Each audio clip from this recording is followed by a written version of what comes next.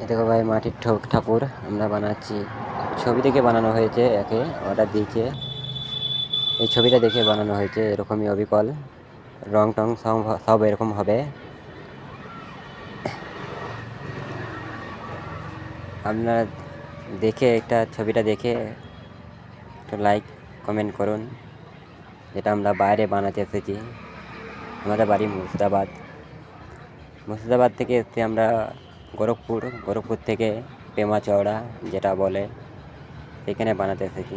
এটা বিহারে, এটা হচ্ছে অযোধ্যার কাছে মাটির কাজ করেছি। দেখে যদি ভালো লাগে একটা লাইক, একটা কমেন্ট করো এবং শেয়ার করো, যেন আরও ভালো ভালো ছবি বানাতে পারি এবং আপনাদেরকে পাঠাতে পারি এই ছবিটা। যদি খারাপ লাগে তাও কমেন্ট করবে, ভালো লাগলে কমেন্ট করো, দেখাও। হাই বন্ধু, দোস্ত।